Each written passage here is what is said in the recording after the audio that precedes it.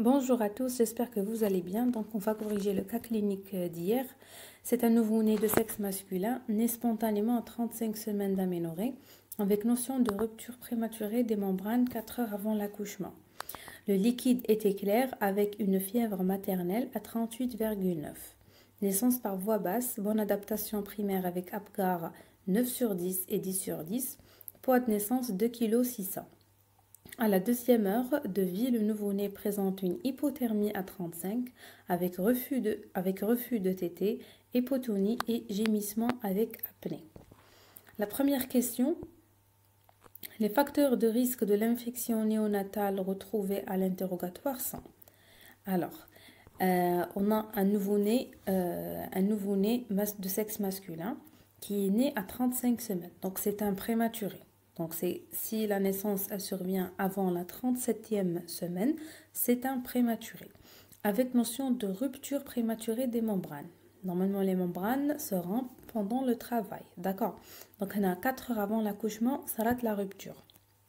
Avec une fièvre maternelle, d'accord? Et fièvre maternelle, naissance par voie basse, une bonne adaptation primaire.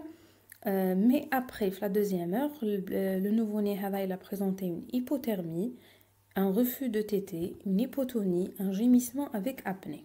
D'accord. Donc, les facteurs de risque de l'infection néonatale retrouvés à l'interrogatoire sont. Donc, une infection néonatale, c'est une infection qui survient, c'est une infection du nouveau-né. Donc, elle peut être précoce avant le 5e jour de vie et elle peut être tardive entre le 5e et le 28e jour de vie. Maintenant, par rapport au mode de contamination, donc l'infection la contamination plutôt avant l'accouchement, pendant l'accouchement et après l'accouchement. Donc généralement, la contamination elle est transversale, c'est-à-dire par voie ascendante ou là lors du passage le fœtus dans la filière génitale lors de l'accouchement. Elle peut être hématogène, donc une bactérie maternelle ou là, et sera le passage par le placenta. D'accord? Comme elle peut être horizontale, c'est-à-dire après l'accouchement par le personnel soignant, etc.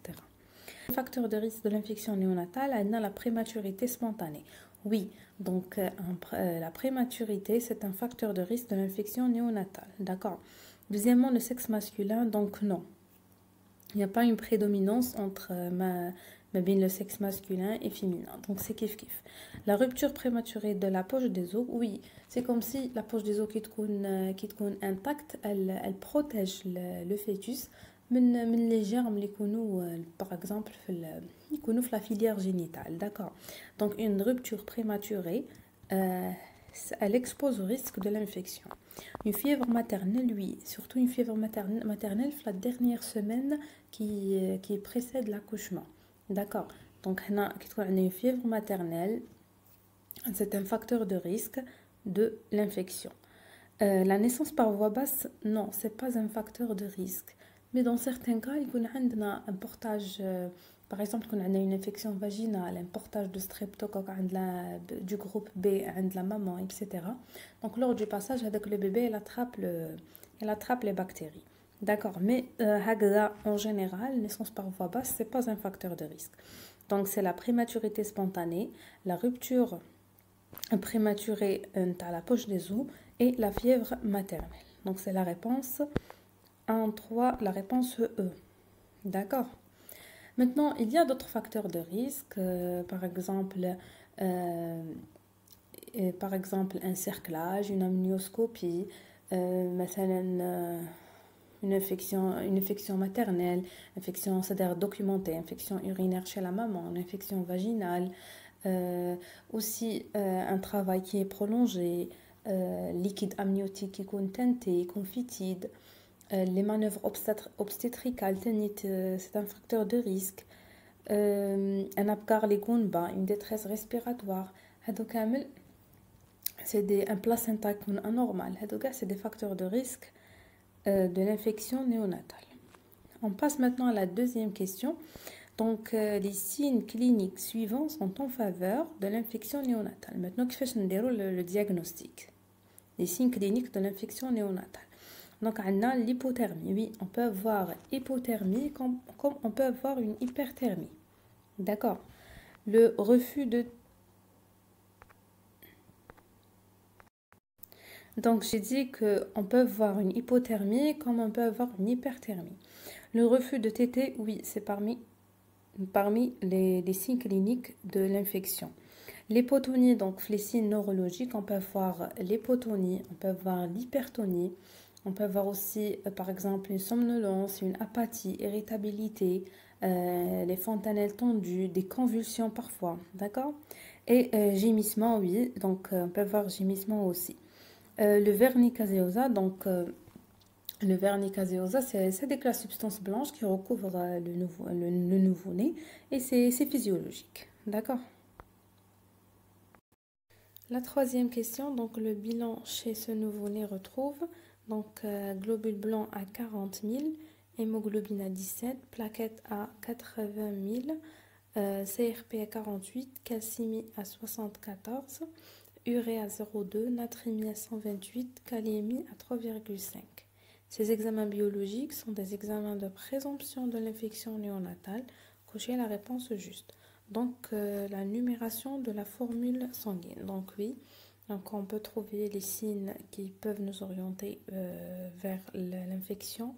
C'est soit une hyperleucocytose ou bien une leucopénie.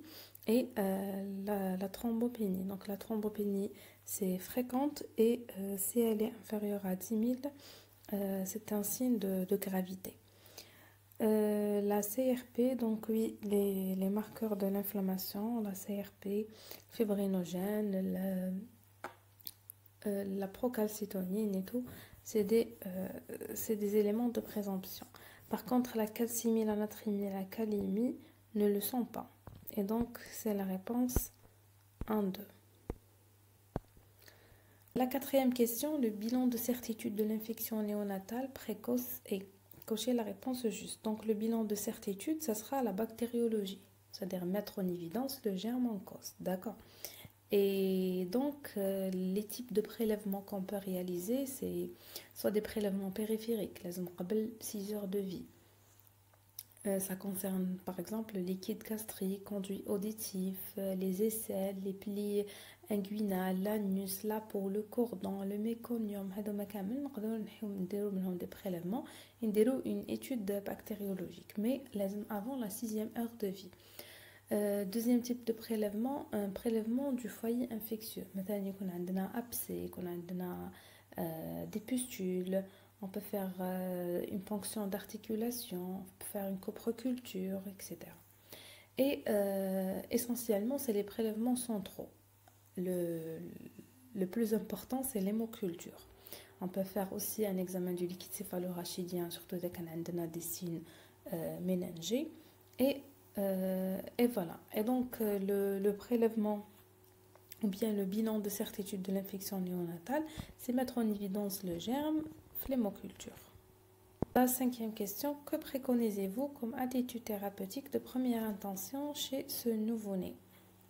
Alors, le traitement de première intention, c'est-à-dire avant de réaliser l'antibiogramme ou là, avant d'avoir les résultats de l'hémoculture, on va faire à la les bactéries les plus fréquentes, donc l'Escherichia coli, le streptocoque B et la Listeria monocytogène.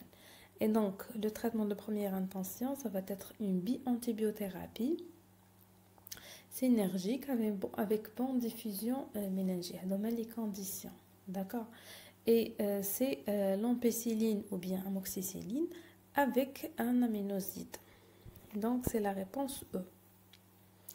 Maintenant, en pratique, on fait beaucoup plus une association à le cefotaxime, c'est-à-dire un bêta, un céphalosporine de 3e génération avec aminoside parce qu'on remarque qu'il y a une diminution par la fréquence des infections à l'hystéria et une augmentation par la fréquence de streptocoque B et l'Escherichia coli. D'accord? Et voilà, on a terminé. Bon courage. Merci.